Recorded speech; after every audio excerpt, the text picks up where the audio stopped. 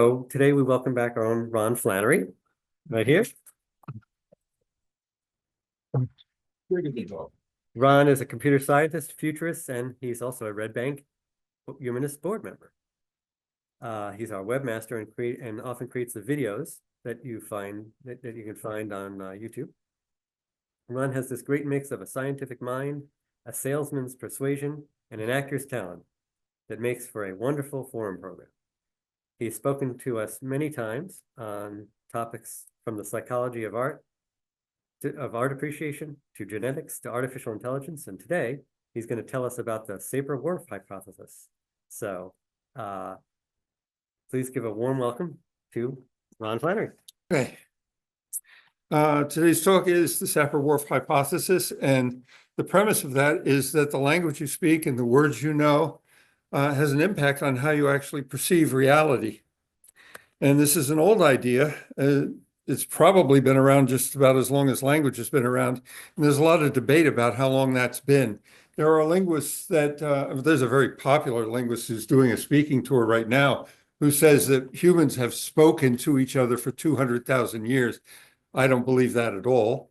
I think 100,000 years is probably a much more accurate estimation. And at that time, it was probably some hand signs and some grunting and not a lot of erudition. But about 50,000 years ago, there was a duplication of a gene in the human brain that gave us the ability to speak in pretty much modern ways that we speak today, and we can communicate some very complex ideas. According to Edward Sapir, who is part of the title of this talk, he was a linguist and a teacher at Yale. He said, language is a purely human and non-instinctive method of communicating ideas, emotions, and desires by means of a system of voluntarily produced symbols. So let's unpack that a little bit. It's purely human. There's a lot of debate these days about whether whales talk to each other or elephants talk to each other, but there's no solid evidence.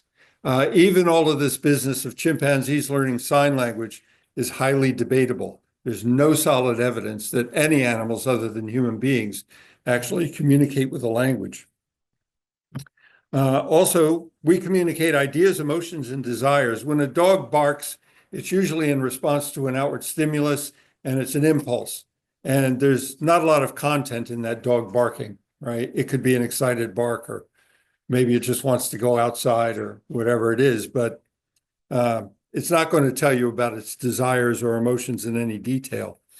And it's using symbols, and the symbols we use are either written or spoken. So words are symbols of things, not actual things.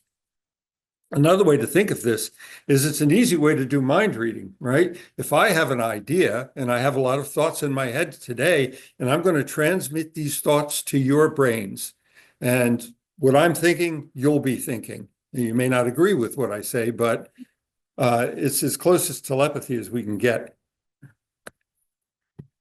When Sapir was teaching, he had a student named Benjamin Lee Wharf. And the Sapir-Whorf hypothesis is based on the work of these two men. Sapir studied Northwestern Native American language called the Nootka language from the Nootka Indians. And he noticed that they didn't say things like the stone falls. They said it stones down, like it rains water, right? Water doesn't fall from the sky, it rains down.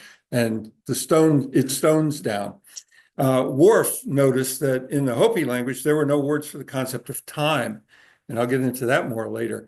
But they would talk about this and say, well, gee, what impact does the language actually have on how we think? Because, you know, that's a totally different concept. It stones down than something we would say. And Whorf took this to heart in a major way. He said language shapes the way we think and determines what we can think about. In other words, if you don't have a word to describe what you want to say or think about, you can't think about it. You don't have the words. And of course, this presupposes that all of our thinking is based on language, which is another part of his proposal.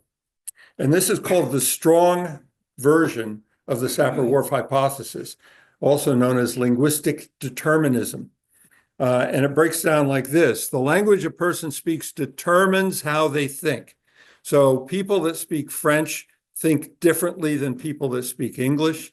And of course, if you speak Klingon, you're off the charts. The grammatical structure of one's native language influences how they perceive the world. Thought cannot exist independently of language. So if an ape has no language, it can't even think. And we know that's not true. Crows can solve problems. So this has been largely discredited. But if you look at the little diagram, the triangle there, that's the premise. Language drives culture. As language changes, culture changes. And as language changes, what you can think about, cognition changes. But this is a horse and cart problem, right? If you can't think about something for which you have no language, where do you get the change in language in the first place? So that's problematic. This is also the premise of the book 1984. If you remember in 1984, there's a lot of talk about newspeak, and the government is changing what we could say to prevent us from being able to talk about revolution, for example.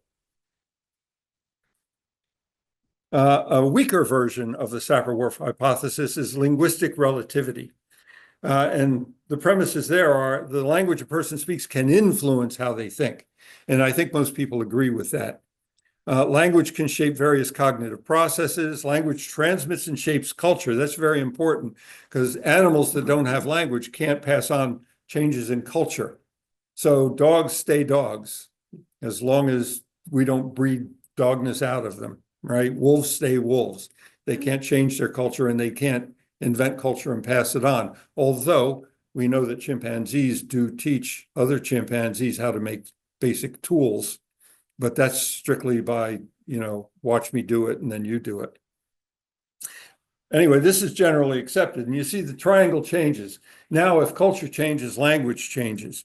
Language changes, like the Me Too movement comes up, and that changes both our culture and it changes the way we think about our culture and our cognition of this whole concept of, oh, me too, and now I get it, right?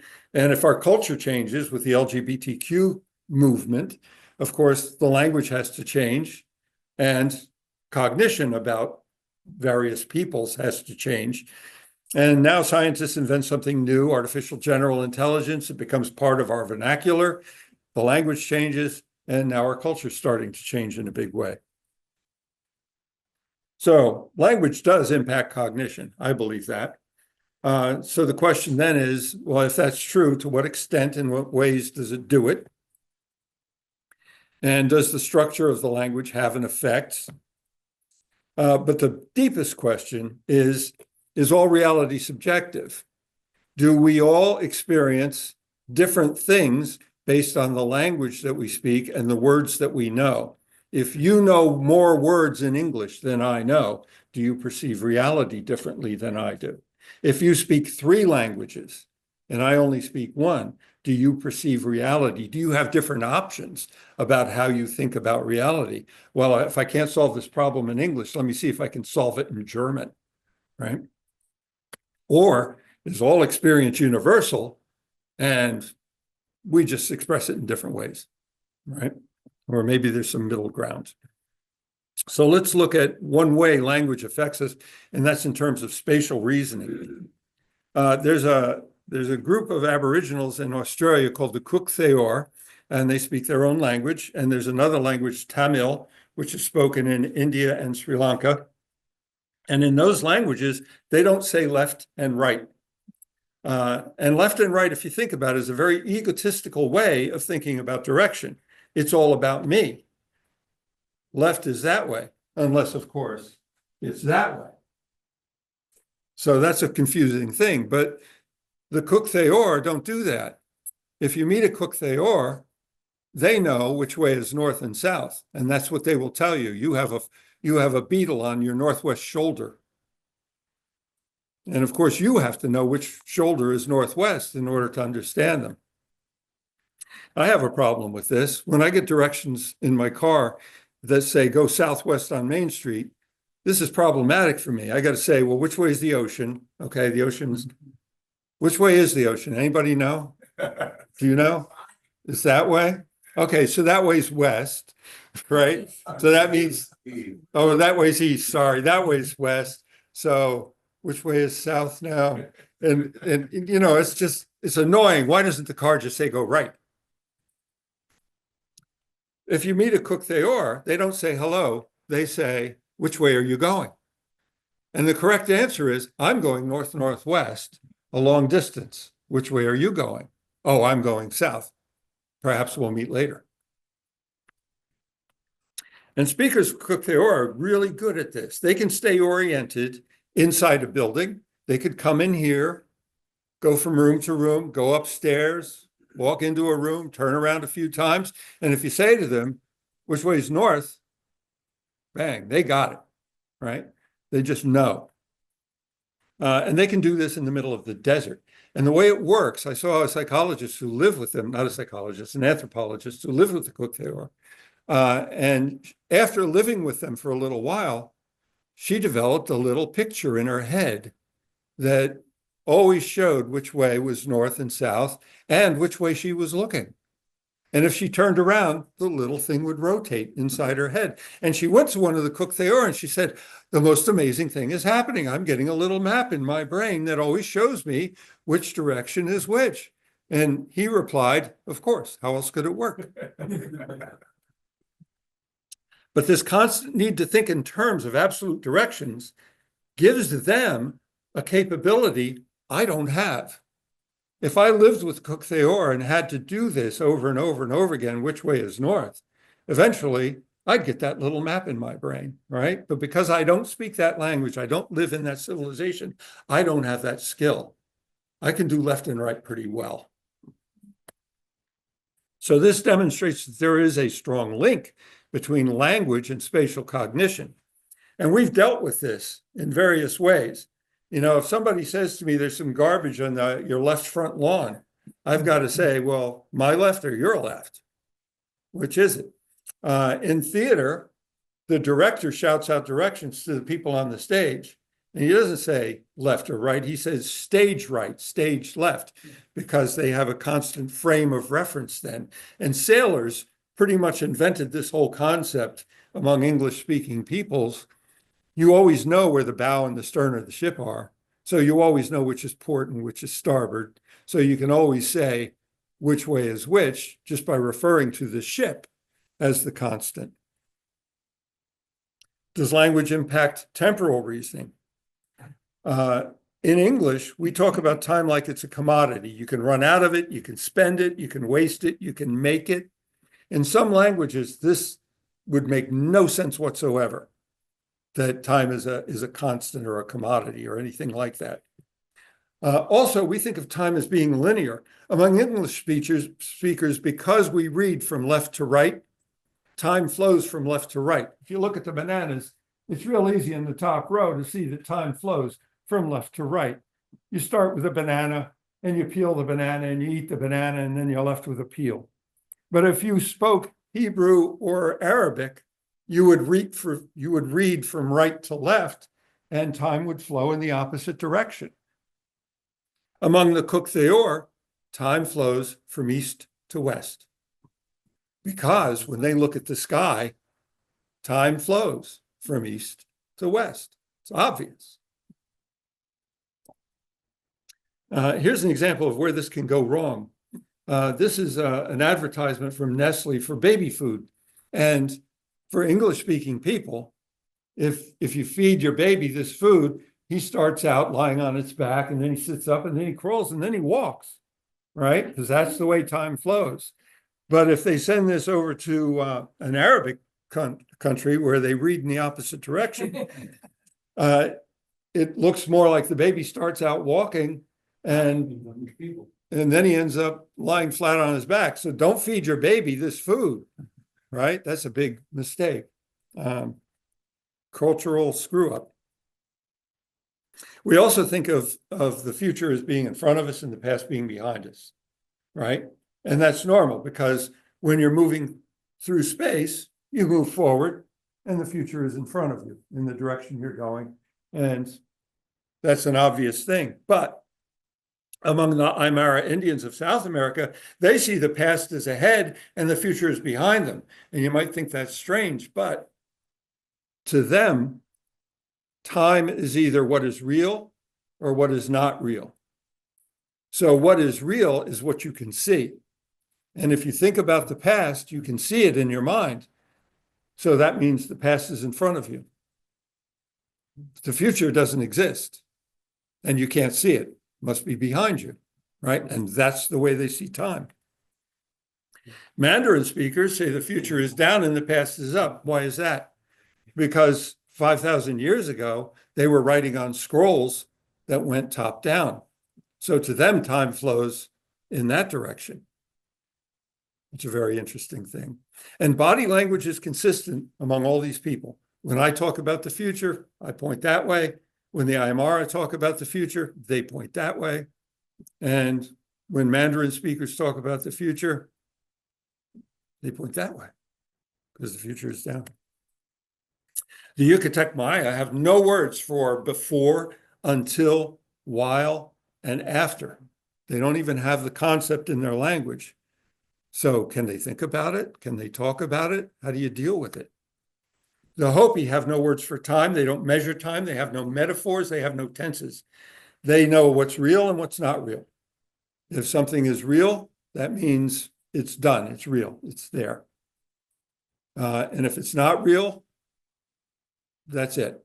So there is no future. There is no past. There's what's real and what's not real.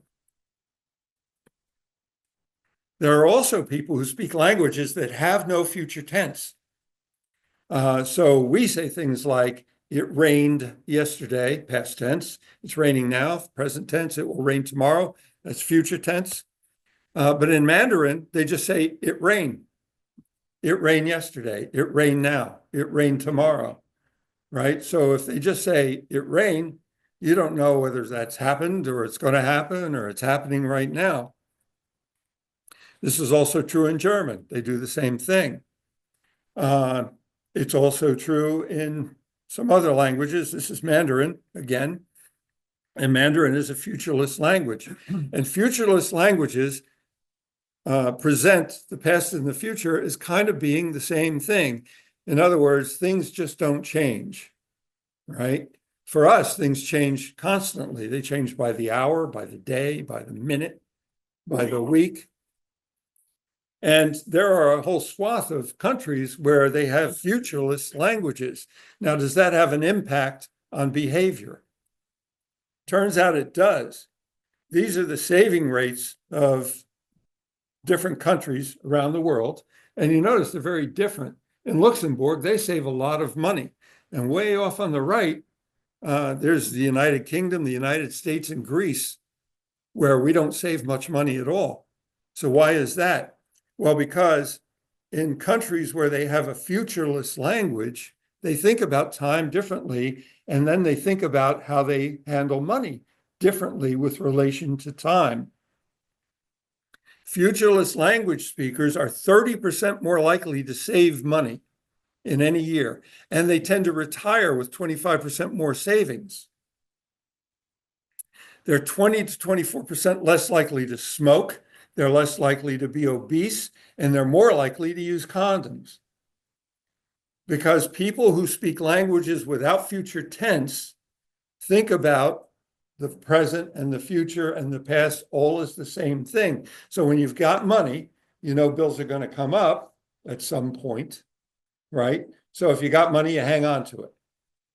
But if you think like we do, well, I've got a paycheck, I've got money, I'm going to get another paycheck in 4 weeks. I don't have this bill due on my American Express card for 5 weeks, so I can spend the money I've got now. I'm going to get a paycheck later, and then I'm going to get the bill, so I'll go out and spend the money.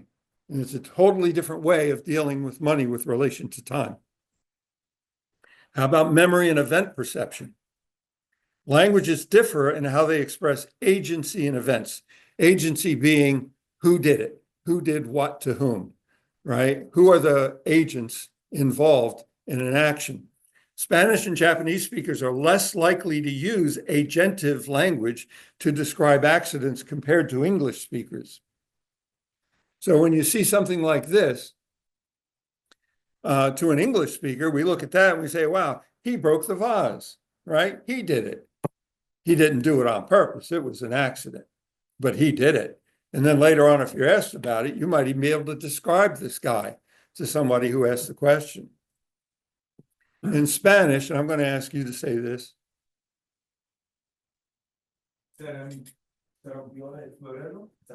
Yep. Which literally means, correct me if I'm wrong, I don't speak Spanish, the vase broke or the vase broke itself. Okay, there is no agent involved. The vase broke because it was an accident. If he had done it on purpose, you might have expressed it a different way. But this linguistic difference translates into poorer memory for the agents of accidents among Spanish and Japanese speakers. And this has an impact on eyewitness accounts, right? If they see an accident, they're less likely to remember who was involved, where they might remember the make of the car that was involved in the accident, but they won't remember necessarily the people. But English speakers remember the people and won't remember the make of the car. Totally different way of thinking about life. So grammatical structures can shape how people remember and interpret events. And we say things that are totally insane to other people in the world, like, I broke my arm. To some people, if you translated this into their language, they'd say, then you must be insane. I saw Uncle Vanya on 42nd Street. That conveys a lot of information in English. It happened in the past. Uncle Vanya is the brother of one of my parents, and it happened in New York on 42nd Street. So pretty specific stuff.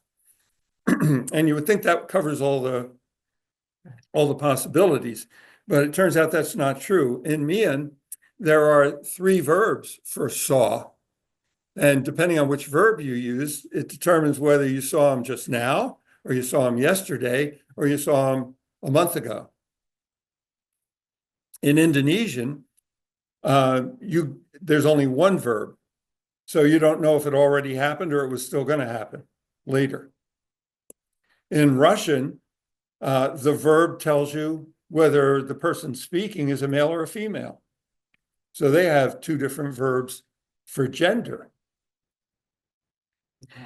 In Mandarin, there are 5 verbs for uncle, or 5, adjectives for uncle. Is it maternal, paternal, through blood, through marriage?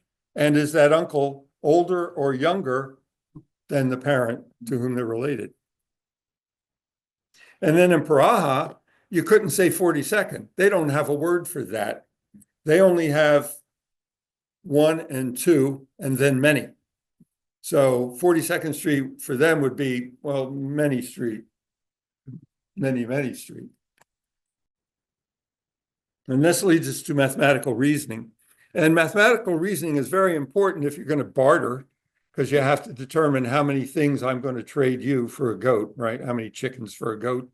But not all languages have words for distinct numbers, so probably they don't barter, because how could they? Or maybe they weigh things, or who knows, right? But how do you do this if you don't count?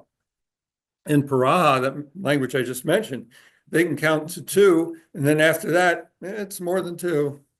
And they actually have 2 different words for more than 2. There's a little more and a lot more, but that's about it. And then in Merdruku, another language, they can count to 5, run out of fingers, and then it's just, well, more than that. And then there's a craziness in the way some people count. And I love the way the French do it. In English, you say 30, 40, 50. What you're doing is you're taking a cardinal number, 3, and adding t at the end. So it's 30. So you know that's multiplied by 10. So you're doing arithmetic in the language itself. And the French do the same thing. They say 30, this is 30, 40, 50, 60 is 60. But then they go off the rails. 70 is 70. So that's 6 times 10 plus 10. Now imagine you're a little kid and you're learning how to do arithmetic in French. And you hit that one. And it's like, well, why? Pourquoi? And then they go off the rails again when they get to 80, it's 80, 4 times 20. And if you remember, Lincoln said 80 years ago. So we used to do that too. Thankfully, we stopped. And then you get to 90, 90, 4 times 20 plus 10. It's getting really complicated. Imagine being a rocket scientist talking to another rocket scientist about how much fuel you have to put in a rocket, and you're saying all these words where you have to do mental arithmetic that's pretty gymnastic. Well, we're not as bad. We have 11, 12, and that's the only place where we really screwed up, right? It should be 1 teen, 2 teen, 13, 14, right? It should go like that, but we're still better than most. But the best is Mandarin. The best has none of that nonsense. And then there's social cognition. How does language impact us there? Well, if you're a child and you're learning your native language, you're going to pick up all of the social concepts, all of the beliefs, all of the intentions, and all of the emotions from the language you hear around you. Now, when I was a kid, women would say things like, my husband helps me with the housework. So to me, that sounds perfectly fine. My husband helps me with the housework, right? But what are the implications there? It means the housework is the woman's responsibility, not her husband's. And if the husband's doing it, he's doing her a favor, right? And that's baked in to the language that was used back when I was a kid. Nowadays, we don't talk like that. Nowadays, you say, my husband and I do the housework, or my wife and I do the housework. And there's an ownership implied, but we're past that too. Now we know that those words really mean partner through marriage. And now what you're saying is a person with whom I have a partnership and I do the housework. But if you don't change the language, you don't change the concept. And this leads to political correctness. And there's a very strong implication then that this whole idea of political correctness says the Sapir-Whorf hypothesis is real and true, because what you say is a reflection of what you think. And what you say in front of a kid is going to form what they think. And that's going to impact your belief systems and your values and how you behave, right? So this whole idea of being politically correct is rooted in the Sapir-Whorf hypothesis, even though we don't talk about it that way. So it makes you wonder about people that resist political correctness and why they're doing it. Other things in social cognition, there's formality and informality. And I go back to the French for this. When you meet a French person, if you speak French, when you refer to them as you speak to them formally. It's vous. When you become friends, at a point in your relationship, there is a moment where you decide if it's okay or not to refer to them as tu, informally. And they get insulted if you get there too quickly, right? And I almost got in a fist fight with a Frenchman once. We were in a restaurant. My wife and I were out with him and his wife. And at one point, he jumped out of his chair and he was red in the face. And he says to me, why is it you say vous to me and tu to my wife? And I said, oh, Gerard, I don't speak French well enough to do anything on purpose. So, they take it seriously. We do some of those things, or we used to do a lot of those things in English. It would be sir and madam and Mr. and Miss and Mrs. and Ms. And we would have ways of speaking to each other. And I don't see us doing that much anymore. Nobody calls me Mr. ever. Kids don't do that now. But when I was young and in the military, that was prevalent. We also have ways of classifying people. Any woman in this room may be called girl or woman or lady, depending on whom they're talking to. And then we have titles, doctor, professor, pastor, and so on. And then we have ways of denigrating people in very subtle ways, like you people, those people, you folks, you guys, right? And then we bifurcate the world entirely into us and them. And then there's us who are in this room, and then there are them that are outside this room, and thank God they're not here. Right? How we say hello changes from language to language. In English, you say hello, which is only a recognition of I see you and you see me. That's it, right? Hello. It carries nothing but that meaning. In France, you would say bonjour, which literally means good day, right? In India, you might say namaste, which literally means in one word, I bow to the divine in you, which is a totally different way of recognizing somebody being in front of you than saying hi. In Israel, you say shalom, which means peace. Shalom aleichem in an Arabic country, same thing. The Kuk Theor, where are you going? Totally different way of relating to somebody you just met. And in Hawaii, it's hello, goodbye, and love, aloha. And then we have, and I just did it, the whole concept of religion baked into the way we talk to each other. And I had a hell of a time getting over this whole bless you, thank God business, because that was baked into me from the time I was very small. But we had a person working for us who, no matter what happened, she would say, oh, thank God. And it really got me pissed off after a while because, I had a stuck window and I saw her moving towards it with a hammer. And I said, oh man, what is she going to do to my window? So I stopped her and I went and looked and I saw what was wrong and I got a screwdriver and I fixed it. And she says, well, thank God, and it's like, you want to punch her. But anyway, and we do this a lot. Somebody who's really good at math, you might say, well, they're blessed with talent. Who blessed them? Where did that come from, right? So this whole concept of, who should you thank when the emergency people show up at your house and they jump out of the ambulance? Do you say thank God, or do you say to the ER guys, hey, thank you for showing up so quickly? We also relate to gender and language. In English, we say the bridge, just a bridge. But in Spanish, it's a masculine thing. And in German, it's a feminine thing. And what does that do? Well, if we're describing a bridge, there's no left or right, male or female kind of leaning. But in Spanish, the words used to describe a bridge tend to have a strong tendency to be masculine words, where in German, there's a strong tendency to use feminine words to describe a bridge. And this has been proven through analysis of literature and speaking. Another thing that happens is other words are affected as well in the language. So if you're talking about something masculine in Spanish, it has to be el. So you have to know, or you're going to sound like an idiot. One of the ways people judge you in Paris is whether you know what you're talking about is feminine or masculine. And they pick up on it really quickly. And, stupid American, they don't know that a fork is a feminine thing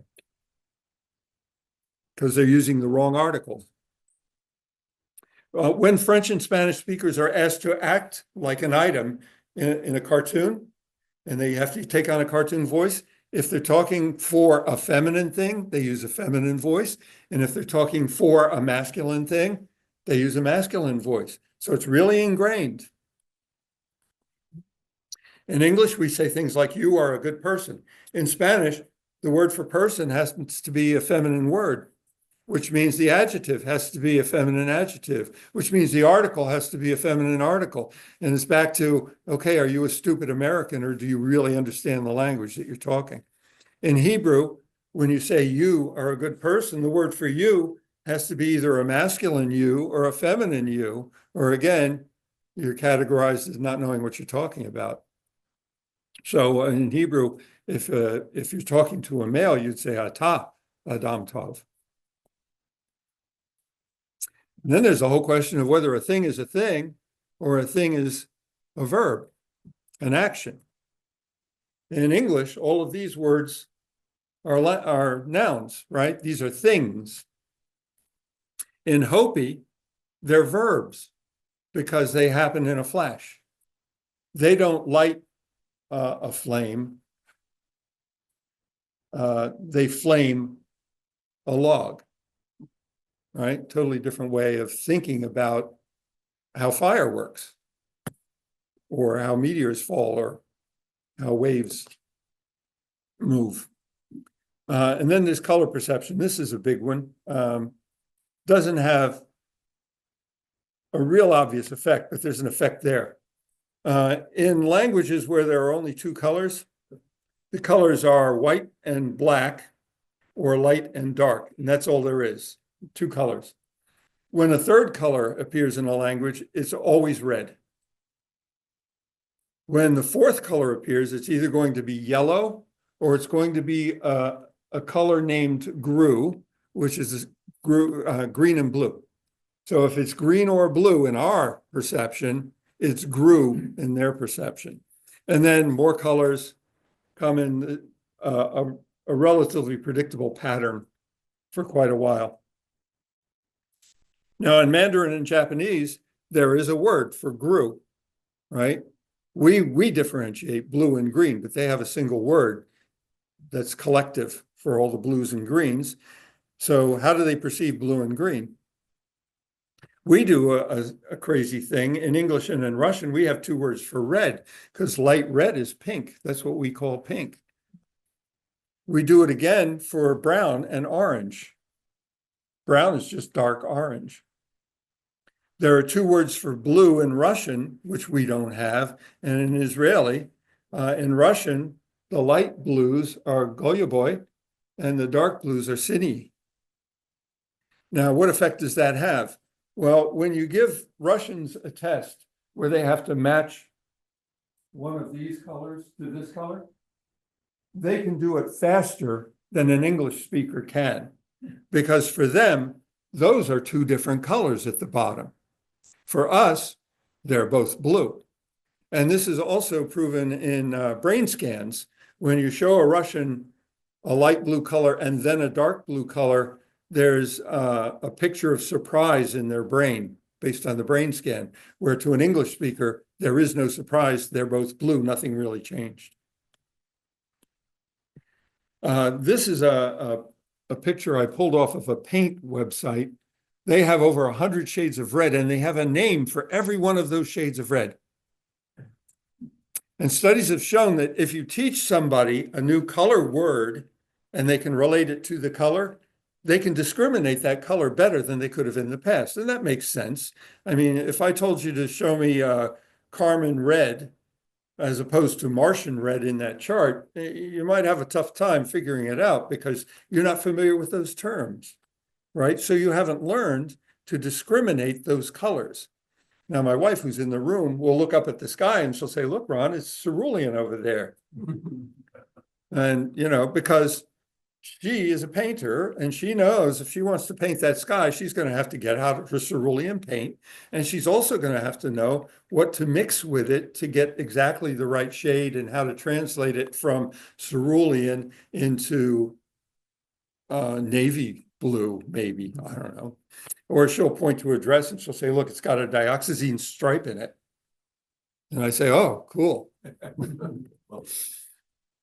There's also a certain amount of music in language. Some of it is stress. If you hear a foreign language and you don't know what the language is, but you hear that the second to the last syllable is stressed, it's probably Italian, because that's what they do. In Italian, it's domani. You stress the second to the last syllable.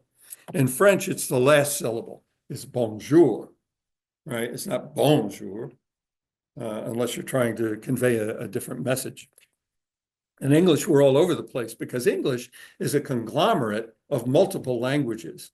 English has injections of French in it. It's got German in it. It's got Dutch in it because of the nature of England being an island with a lot of people doing trade with them and their rulers coming from different parts of the world than England.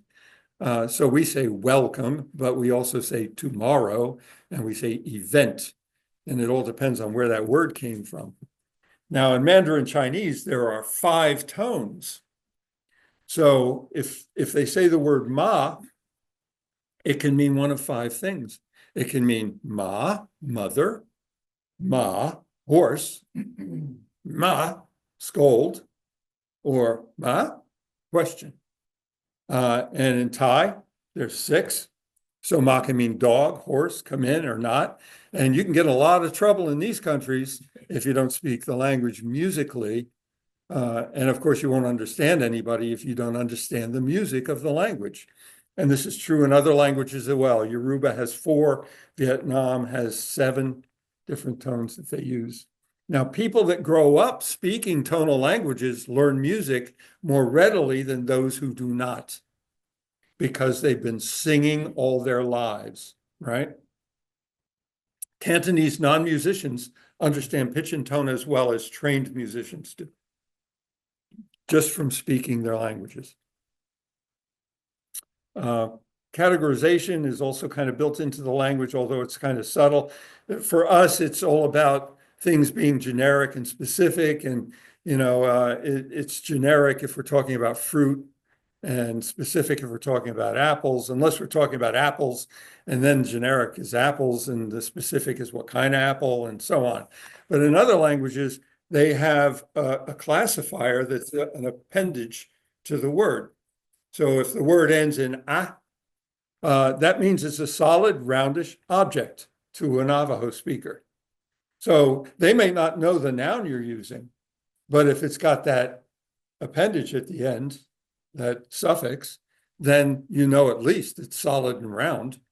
And then there's other postfixes depending upon what kind of object you're talking about. Is it flat and flexible? Is it slender and stiff? And so on. We have in the past thought of whales and dolphins as fish, right? We classified them as fish, which meant it was okay to go out and hunt them, kill them, slice them up, render their fat for oil, and so on. Nowadays, though, whales and dolphins are mammals. So for a lot of us, it's no longer acceptable that we go out and hunt them and kill them and cut them up in pieces. In English, we have a single word for snow. So what's happening outside? It's snowing. Look, snow, snow. It's all snow.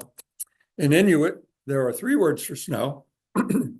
There's snow in the air, there's snow on the ground, and then there's snow that's really good for making igloos. So they differentiate snow, and we don't. Different way of looking at reality. We do categorize people as being trustworthy and untrustworthy, depending on titles we give them. My mother, when I was a teenager, called me a heathen because I stopped believing in, well, she was an Italian Catholic, so anything short of Italian Catholic was a heathen. So I was one of them. And this brings us to framing. Our once and present president and Fox News talk about a caravan of immigrants all the time. And a caravan has connotations. Caravan is organized, it's linear, there's a column of people with an intention. It's a caravan. And immigrants are people that are coming here. So there's a caravan coming here. How do you think about that as opposed to a wave of refugees? A wave is a force of nature. It's not a caravan of people with intent. It's a wave. And they're refugees. They're not immigrants. They're fleeing something that they don't want to live with. So totally different way of thinking about these people. So this framing determines how we're going to deal with them politically. I've lost jobs because of downsizing. And boy, that hurts. But it makes the company look good, right? They didn't fire me. They downsized. That's okay. There's a lot of that going on recently. How you deal with crime is going to change depending on whether you characterize it as a beast or a disease. To Gandhi, it was a disease. So you got to find the root cause. You got to find the cure for it, right? But if it's a beast, you want to hunt it down, you want to capture it, you want to put it in a cage, you want to kill it. So again, totally different way of dealing with it. And we see this in headlines. Depending on where you get your news, you're going to see things framed as a woman raped at a man's flat after 12 glasses of wine. Well, that stupid woman, she went to that guy's apartment, she drank 12 glasses of wine, and then she got herself raped. What's wrong with her? Or you see a man raped a woman at his flat. It was all him. Had nothing to do with her. And this is the story of Dick Cheney shooting Harry Whittington. Remember that? Shot him in the face with a shotgun. Cheney shot Whittington. There's a headline that makes Cheney the direct cause. Whittington got shot by Cheney. Well, stupid Whittington got in the way, right? So now it's that distances Cheney from the act. He still shot Whittington, but it was kind of Whittington's fault. Whittington got peppered pretty good. Cheney wasn't even there. Now, Cheney was asked about this, and he used non-agentive construction to describe it.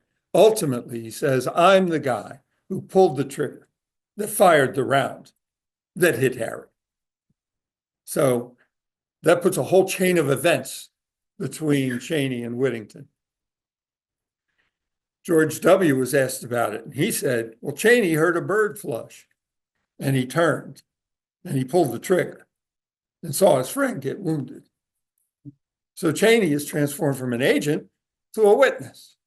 He wasn't even involved. He just happened to be there when it happened. So language impacts our cognition. It changes the way we understand time, the way we think about space, the way we remember causality, numerical concepts, the ability to learn arithmetic, color perception, musical ability, our ability to make decisions and how we make decisions. It's how we transmit information, our culture, our rituals, our intent, and our technology. And wouldn't it be nice if we could fix our language so everything worked better? But we can't.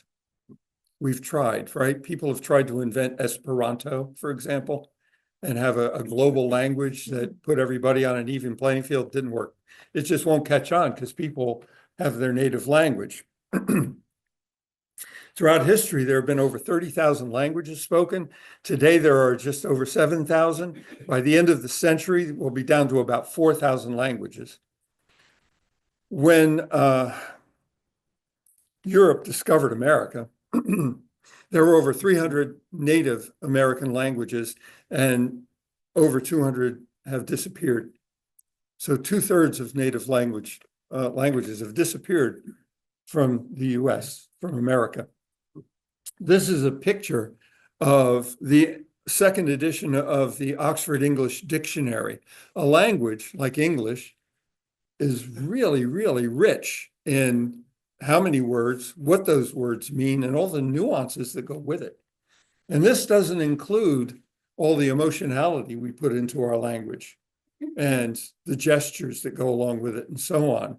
So when you lose a language, you lose a lot, right?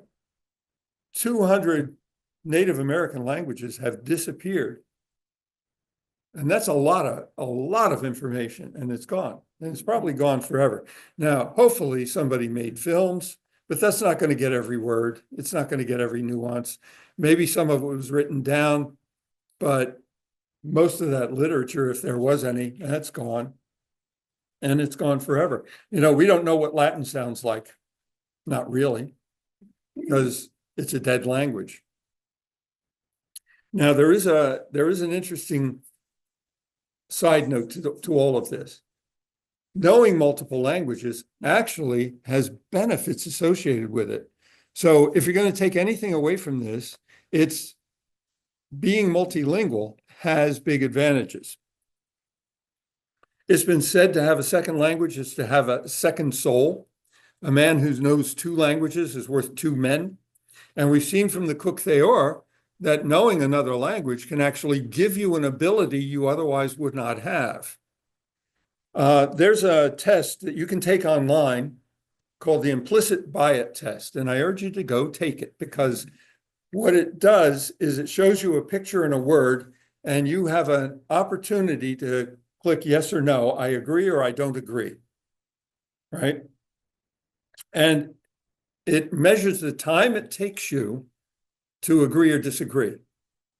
And if it takes you a long time or a short amount of time, it shows that you're either biased or prejudiced about that picture and the meaning that's associated with it.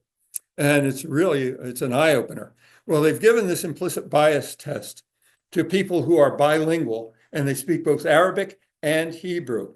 And when they give them the test in Hebrew, there's a bias towards Jews in the implicit bias test, and you can't fake it, right? But when they take the same test, the same people, and they take it in Arabic, there's an implicit prejudice against Jews in the test, just because they're thinking in one language or the other, and the prejudice and the bias are built into the language. In English Hindi bilinguals, they take the same test, and well, this is a different thing. They completed tasks differently based on the language they use. In Hindi, they worked longer. In English, they're more motivated by money. So again, being bilingual gives you an advantage or a disadvantage. And if you're thinking about something in one language, you can change how you feel by thinking about the same thing in a different language. And there have even been tests done in solving problems. And often you can solve a problem better in your second language than you could in your first. There are 3 billion multilinguals in the world, and that's 43% of the world population. In the US, it's only about 20% of multilingual people. One of the things that you can see in brain scans is people who are bilingual have increased white matter and denser gray matter. And there's a good reason for this. When you hear a word spoken, your brain has to understand the word before you're even finished saying it or hearing it. So if I say arth, your brain is already looking for, is it Arthur? Is it arthritis? Is it Arthurian? What's it going to be? So your brain activates, and all the centers that are dealing with language in the language that you speak light up, and it's where's he going with arth, right? If you speak 2 languages, that happens simultaneously in both languages. That's why you have to have more gray matter.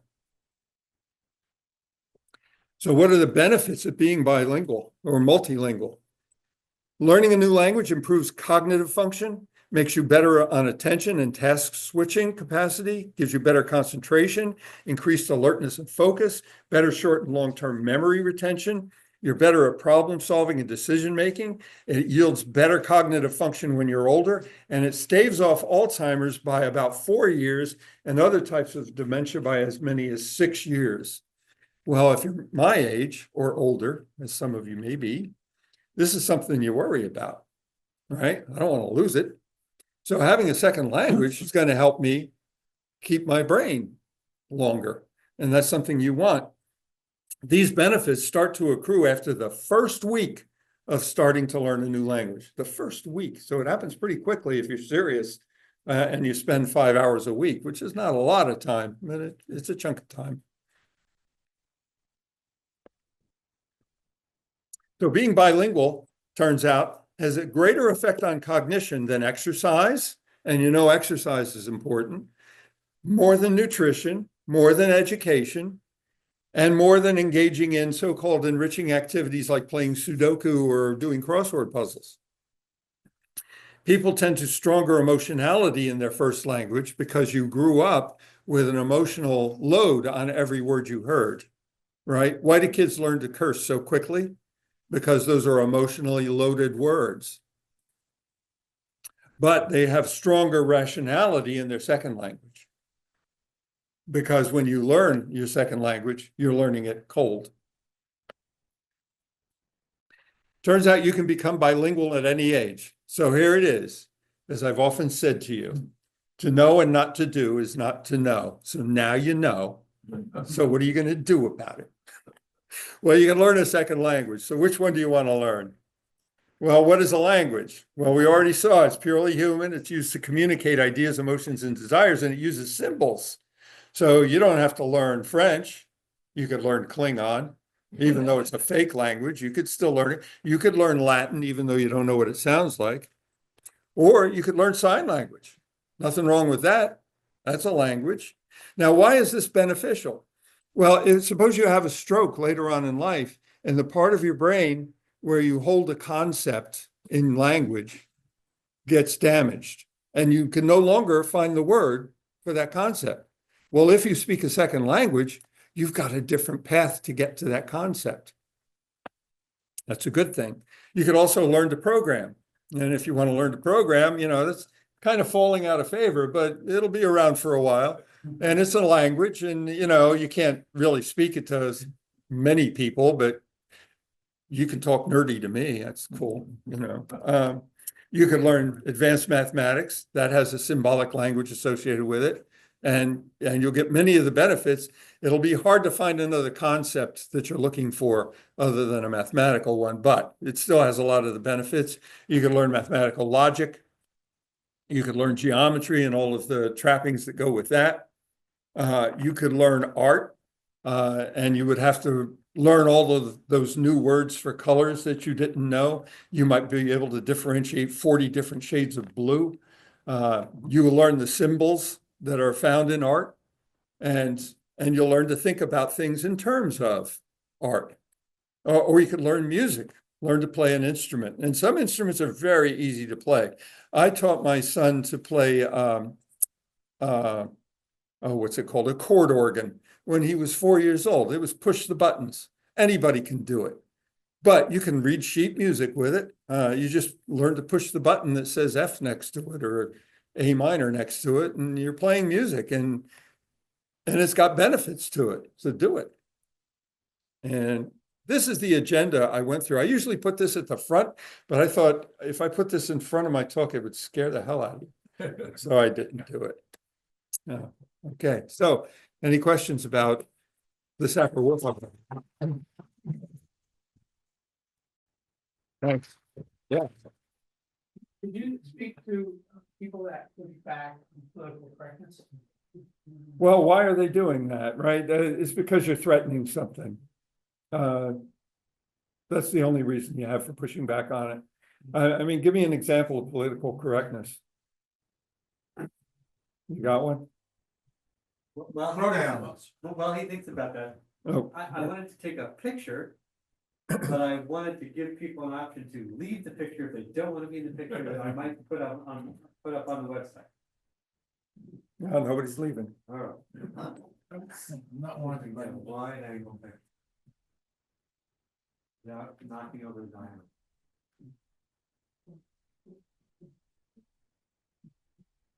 One, two, three.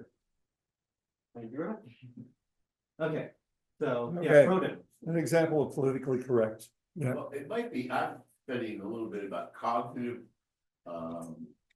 distortion.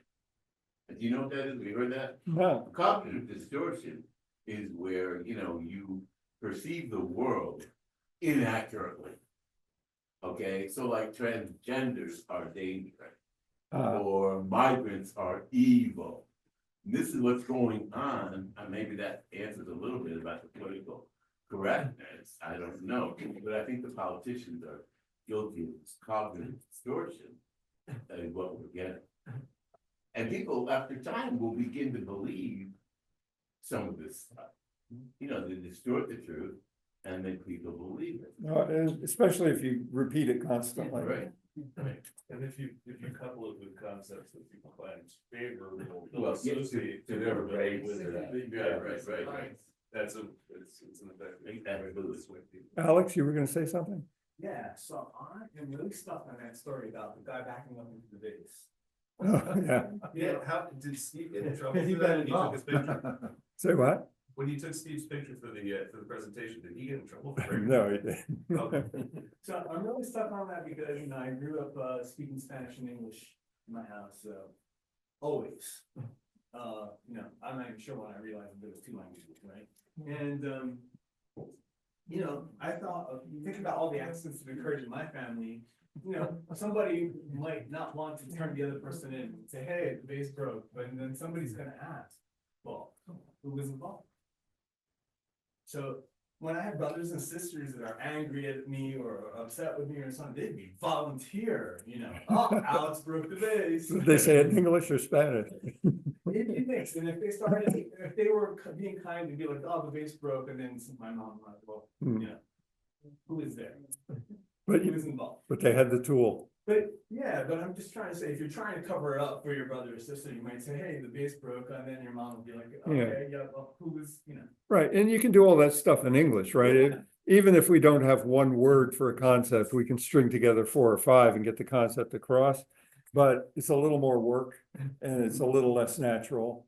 Right, and everybody in my family was speaking both languages, so we knew how to express the ideas in Spanish or English, either of us. So maybe we acted that way because we spoke both, but perhaps in a family where they only spoke Spanish, maybe they would be more biased to just covering it up and saying it's an accident. I got the impression that that was sort of based on some sort of statistic. Is that true? You said that in general, you know, English speakers would recognize who it was. Oh, yeah. Somebody else would recognize what the car. Right, I'm assuming there's something somewhere. it came out of a study. Yeah, Okay, so I it's have like the a study, generalization. I didn't read the whole thing. Okay. Chris, I got 2 things, okay? you speak 2 languages. How many languages do you speak?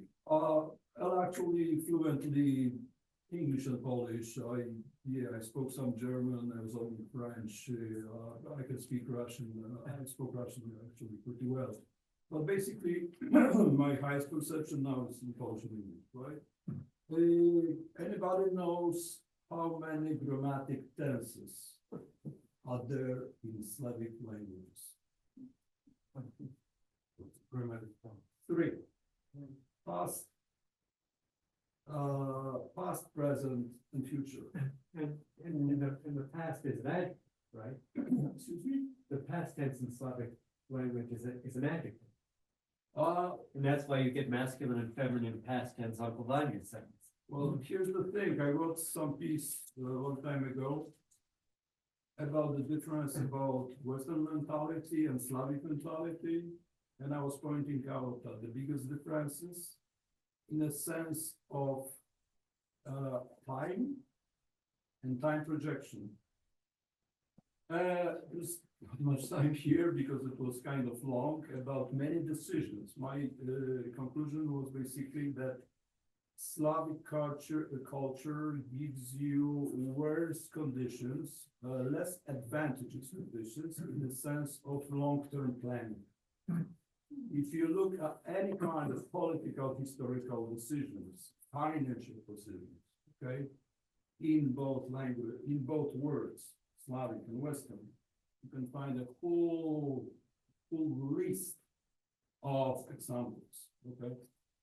While we're talking about this, I want to correct one information on your chart, about the money saved by US. There is, I have to correct one thing. Here in the US, this is the most sophisticated, the most developed, okay, financial system.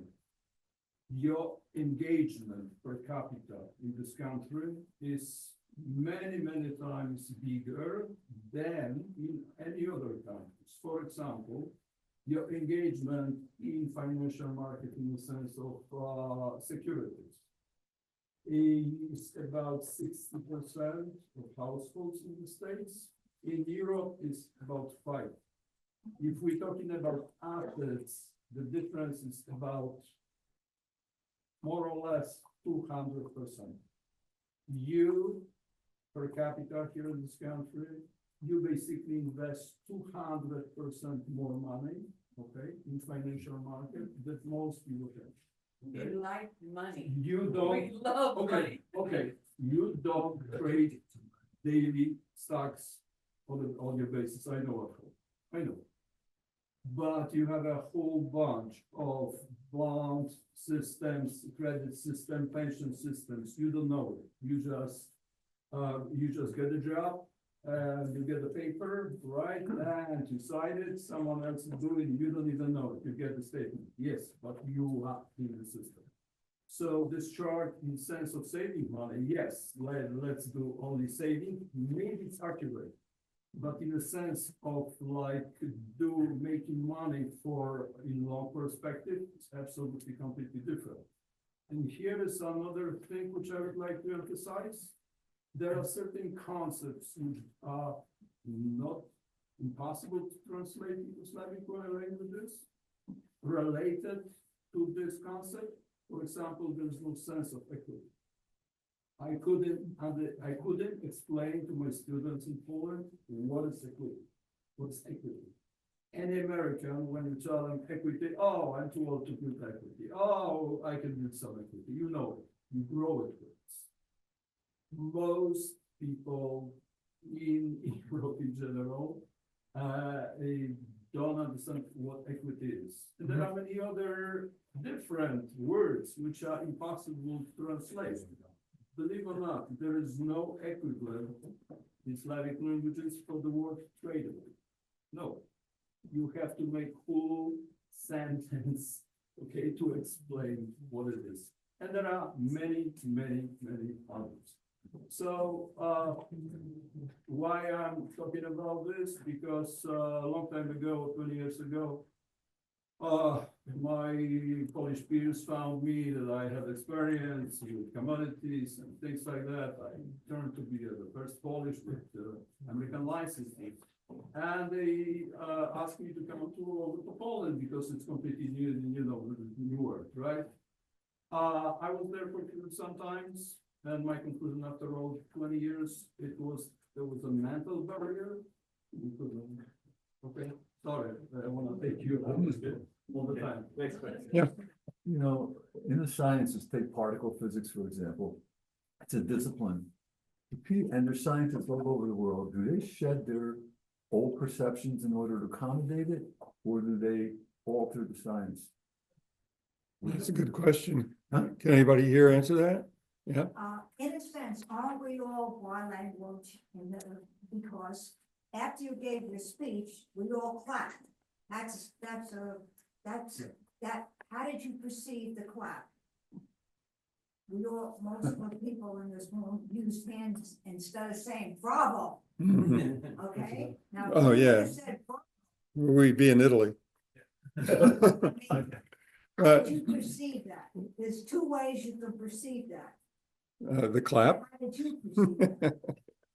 Well, I was appreciative, but getting back to your question, scientists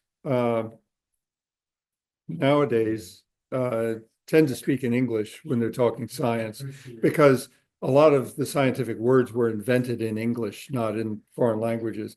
When I taught computers over in France, and a lot of the words that we invented are in the French language. You know, they call a computer a calculateur, and a calculator they call a calculatrix, right? But it's all English. When you get into the guts of the computer, it was all English. Yeah, I can support that. I taught physics in Thailand.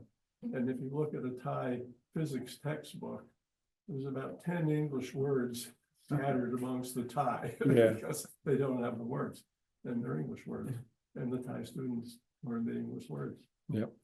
You put the percentage of bilinguals about 20% in the United States. Yeah. And I believe it's only about 1/3 of adults in the United States that have passports. Do you think that's connected? I don't know, not necessarily. I mean, if you're multilingual, then you probably have relatives somewhere. And so you'd have a passport, right? But, you know, whether that's tied to language or not, I didn't have any relatives in Paris, but I went there anyway. Another question. I took 3 years of Latin in high school. Yeah. And it's an incredibly complex language, the declensions and tenses and all of that.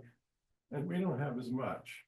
But I've always regarded the fact that French, Italian, Spanish have the gender, did I inherit that from the Latin? I always assumed that it came from the Latin.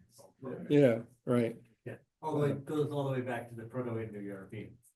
So why does Latin have such a complicated language? You would think it would have been a simpler language. The Proto-Indo-European, which is I'm really into this stuff. The Proto-Indo-European, which is the mother tongue of most European languages. Very few or not. Had that whole detailed structure where nouns are defined, have Right. gender. Right.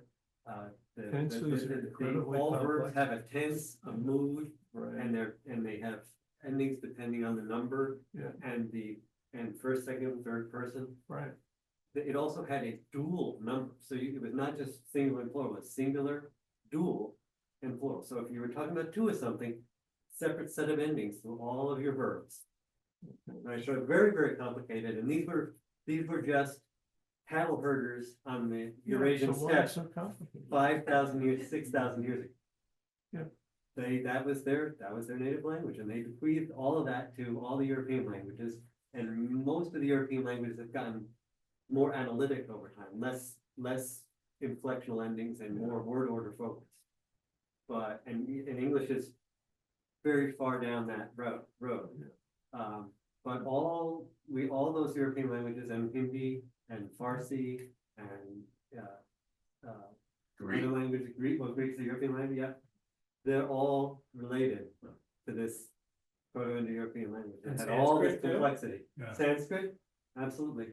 And the ancient language of the Zoroastrians, the Aryan languages, all the same. It's really fascinating because it was this group of cattle herders who basically had some cultural and technological advantages, and they just spread all over Europe and most of South Asia. How did English lose the gender?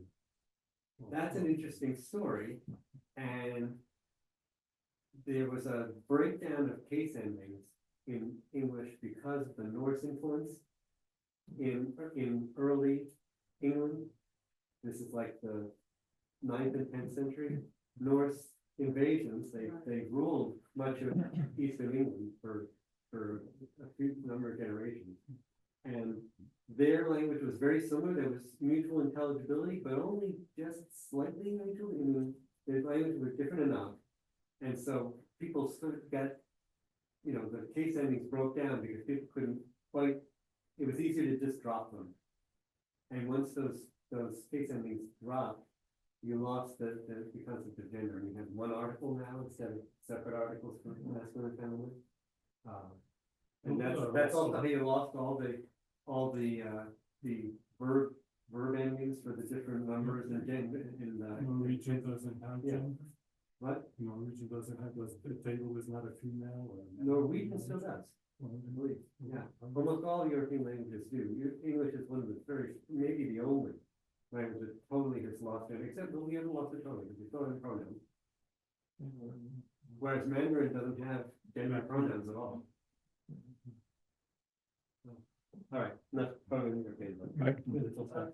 When you're looking into this, did you come across anything talking about how quickly slang is evolving because of connectivity over social media? There was an interesting article I read, it was a paper where they studied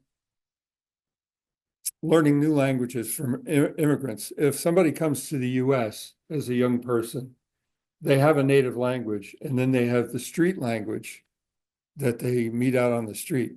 And it turns out that in the home, pretty quickly, they don't want to speak the native language anymore. They want to go to the street language. And when languages evolve, it's always driven by the youth. All the new words come from youth. I got called punk the other day. Oh, what? Punk.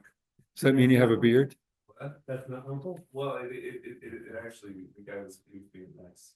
Oh, I was like, I feel like that's something out of, Tolkien. Yeah. And he said, no, you're just, you've got, young energy, but you're an old guy. I was like, oh, thanks. Okay, yeah, it's a good thing. But, it's true, like, there's, I think that, I mean, that's an interesting idea, is that slang is coming out of this, mixing of cultures. But I also feel like there's just like this accelerating generation of, it used to be like, a decade has like language, like, if you were a beatnik or something. All right. Now it's like Every 6 months, yeah, exactly. And I wonder what that's doing to how like kids are understanding. I get laughed at because I text using full words. Yeah. You know, like, and my grandchildren can get crazy. Yeah. Right? Well, Well, You might as well, you might as well be saying, wherefore thou art thou? Anything else? Yeah. Now, one thing you didn't mention that is affected by language is a sense of humor. And the one thing we learned in Thailand is with the tonal language, the opportunities for puns are much greater than what we have. Sure. And Because I your mother think- could be a horse. Right, well, there are some dirty jokes that go with that too, I won't go into, but yeah, no, sense of humor, and I think it shows up in language because you can make a joke in English and somebody who speaks another language won't get the joke at all. Right.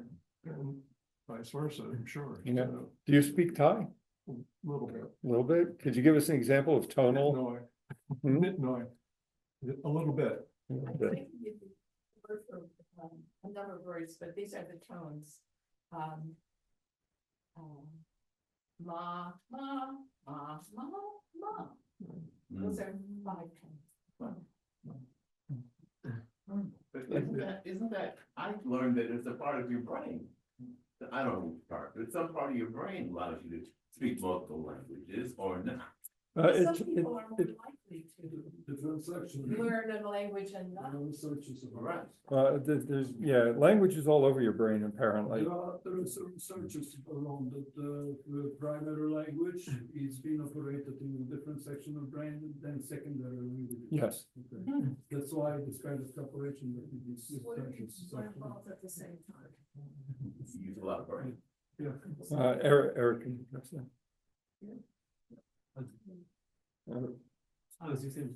Yeah, go ahead.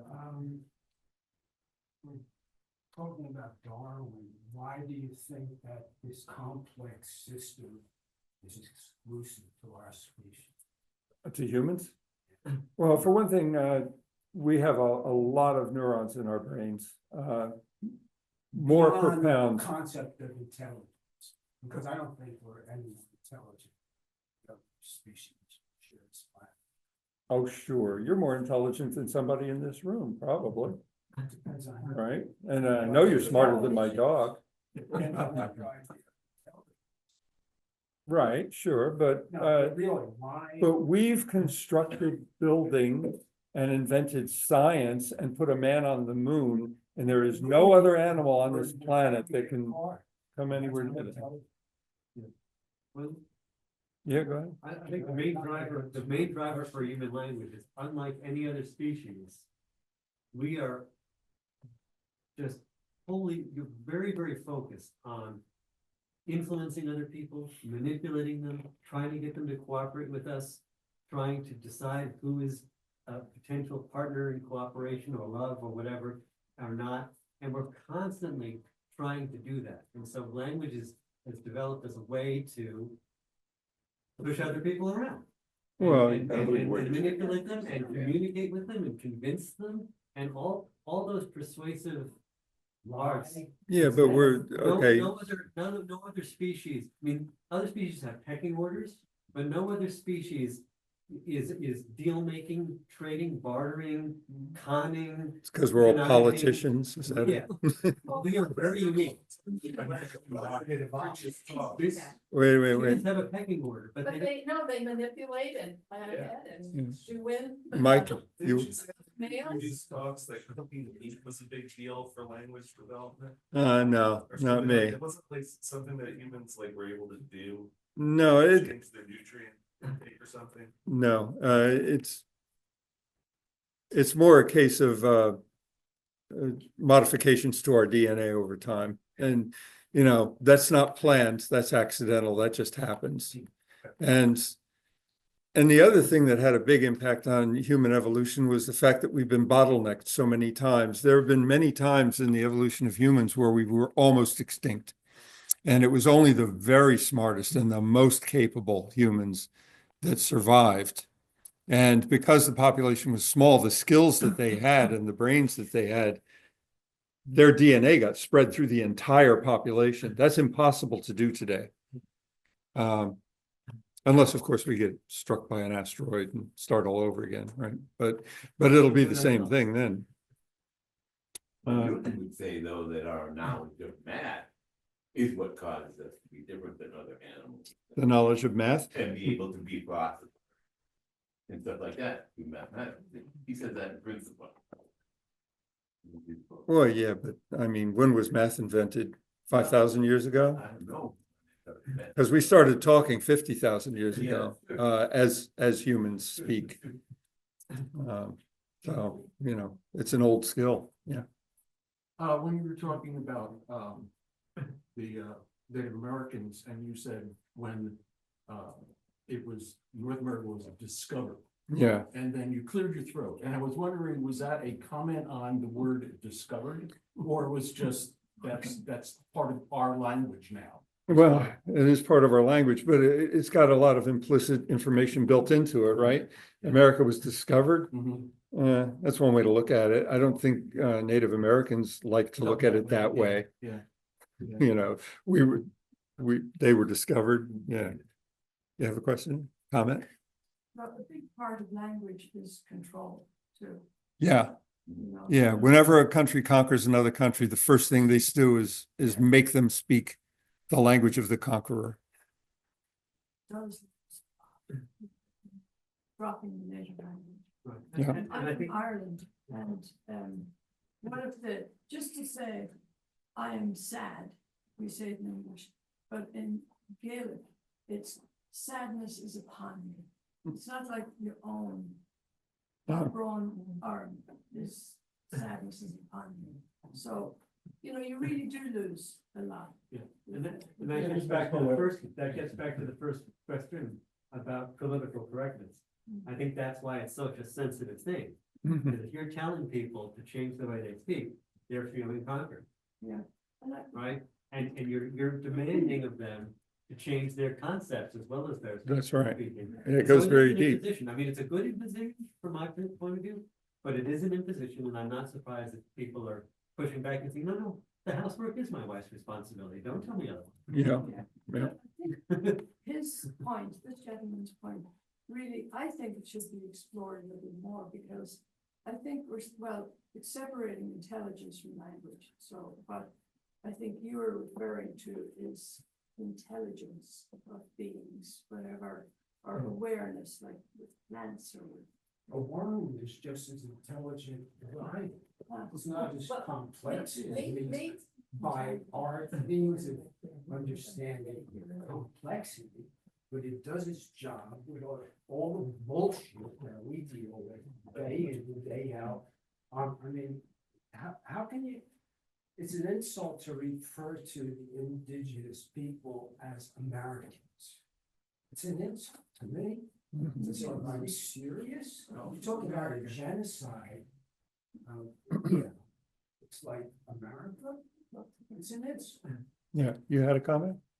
oh, I was just, I think, went on, may not be as relevant, but, you know, you could look upon organisms as how successful they are in managing to reproduce. Mhm. And that's, you can look upon that as this gentleman is saying, perhaps is a form of intelligence. So a worm in a niche can be there for millions of years, and that's a form of success. Right, and they outweigh us too. Figures to reproduce. Nematodes outweigh humans as part of the biosphere. Okay, anybody else? Comment, question? It was a great talk. I just kept, hearing you talk, and I kept agreeing with everything, like, I'm reading a bunch of, college, university level books in Spanish for the first time on subjects that I already know, but I'm reading them in Spanish, and it's the whole world, it's a whole experience, and makes you think about the same things that you always think about differently. Yeah, It's a lot of fun. so you were smart in English and now you're getting smart in Spanish too. That's great. Is it like proving a theorem in a It's different way? like college physics and college calculus and chemistry books and things like that. No, but I mean, reading about a topic you understand in another way, is it like proving a theorem with a different proof? And saying, oh yeah, no, I'm making new connections about why that's true. It is sometimes like, oh, I've known that there's new connections because the connotations and the different languages are different. Sometimes it's just vocabulary. I didn't know there was a word in Spanish for this. Sometimes, or I grew up hearing, with the false belief that, English is it's a language of science, and so there's better vocabulary, which is a complete and total lie. Or I've heard other rumors, people talk about the efficiencies of the language. How many syllables do you need to say this in Spanish? How many syllables do you need to say it in English? And people would say, well, this language is better, and then I'm like, I don't know, as a person who speaks two languages, it's fine to be nonsense. Both languages are equally efficient, and both languages have almost the same vocabulary. To think that one is superior to the other, I don't know. Well, there are places where that does matter, though. It turns out if you're learning mathematics, the number of syllables that you have to use to express a word makes that word harder to learn.